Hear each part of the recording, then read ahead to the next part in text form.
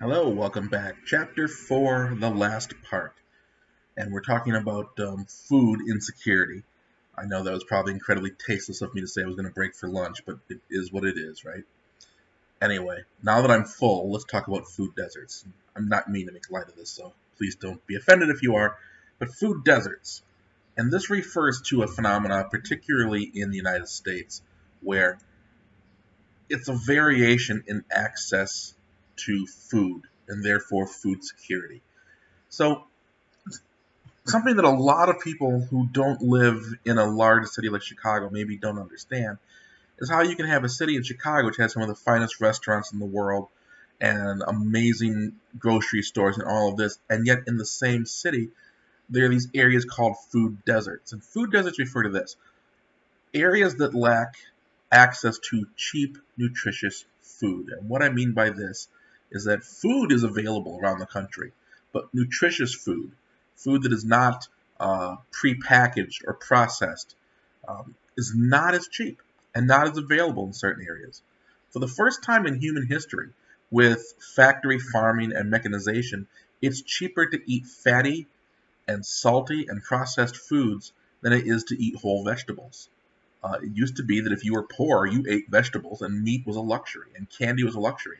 But now, think about it. You can go to McDonald's and get, a processed meat meal for about $4 to $5. Not very nutritious, but available. A large portion of neighborhoods in the city like Chicago do not have large grocery stores with produce departments. They have instead small, maybe bodega, little corner grocery stores, or people go to the gas station to buy food, or Walgreens. And if you've ever gone to Walgreens, you can buy food. It's canned, it's boxed, it's not as nutritious. They may have some apples or some oranges, but they really don't have a lot of fresh vegetables or fresh cheese or fresh meat. Okay? And we see these food deserts, they tend to coincide with two things, primarily income and ethnicity.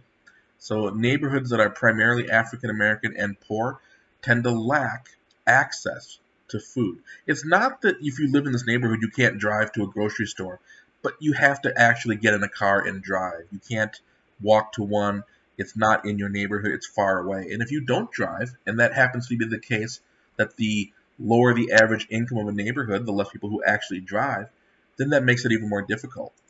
Okay? And what we find is the less fresh food people eat. In other words, the more canned or boxed or processed foods, the higher obesity rates. Right? So think about this. Corn that is put into a can, to make the corn taste like something, when you can it, you lose flavor, they add salt, so it has higher salt. And increased sodium in a diet can lead to other issues.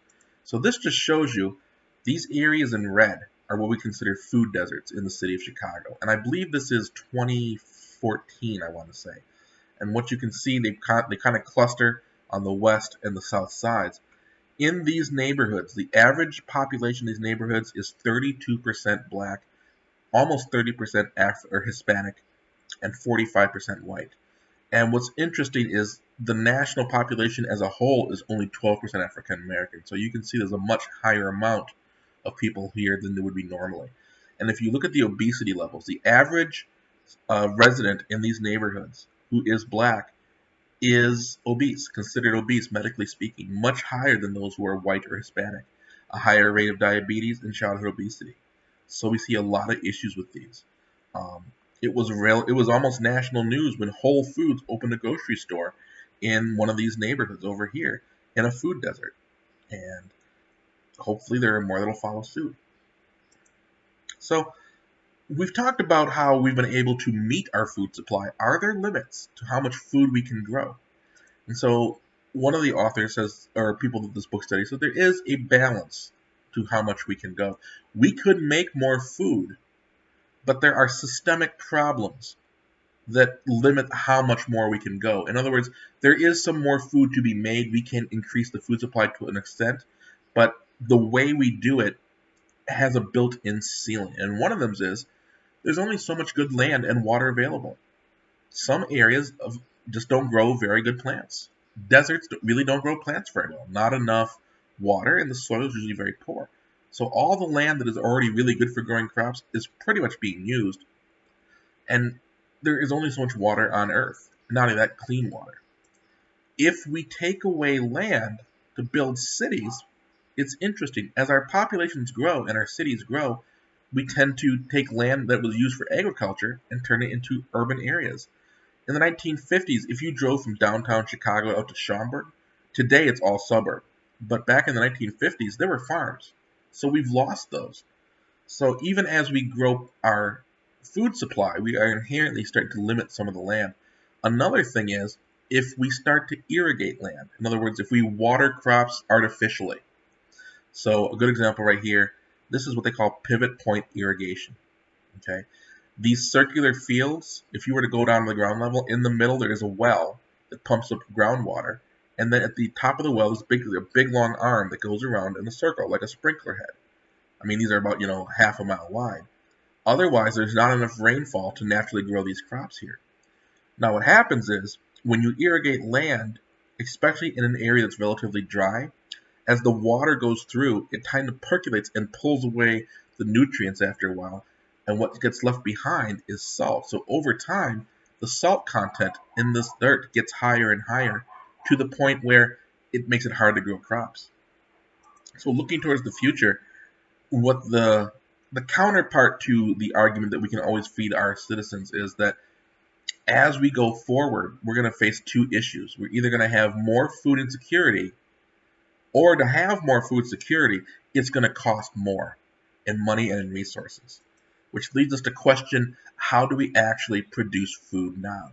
Especially on the kind of levels that we see. And one of the things that is being questioned is the industrialized agricultural system. When we were kids, we taught that Old MacDonald had a farm and he grew his stuff and he brought it to the market and we ate it. And that really isn't the case. Unless you go to a farmer's market, most of the food that you eat has been processed. We grow food in huge quantities. So if you've never heard of the term factory farm, I'm almost afraid to say look it up because you're going to be kind of shocked if you haven't. But a factory farm is, say, for instance, for pigs, where they grow pigs on a farm. Instead of being that little barnyard that we saw with the pig running around and frolicking and going, "Hey, Wilbur," you have this pig. A female pig is put into a cage the size of her body, so she cannot move. She is artificially inseminated, so she has a litter of pigs.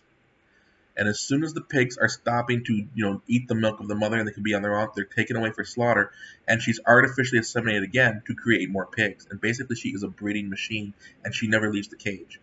And if that sounds kind of scary, there's a lot of issues about that. Some people say that when you do that, when you disrupt the natural processes, how animals live, they are no longer grazing out in the open, they no longer see the sky, then maybe that food isn't quite as good. This is kind of what you hear when you talk about people who are looking for organic food, or you'll hear the phrase free-range chickens, right? Basically trying to find food that's a little bit less industrialized. We also see an obesity epidemic around the world. This map shows obesity in women. And obesity is the medical term for if you are more body weight than you should have. And you can see that it's actually widely spread. And what we find interesting is that it's not so much that people are eating more food, they are, but the kind of food people eat. Most of us eat processed food. So all that means is anything in your house that you eat that it comes from a box or a can or wrapped up in plastic. Basically, unless it was grown in the dirt that you grew or you bought it at the farmer's market, it's processed. Processed food inevitably tends to have more calories per gram because of the extra additives of processing. And that leads to high obesity. And what we actually see is that because of the processed foods, highest obesity levels tend to be in the middle income countries. Not the poorest, not the richest, but the middle income countries, because the people in the poorest countries are literally starving. That's the issue there.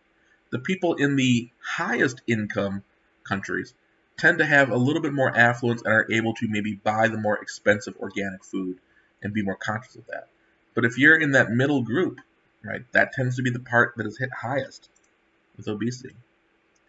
And those roots, right, this just goes to show that obesity is not just about the choices that we make as individuals.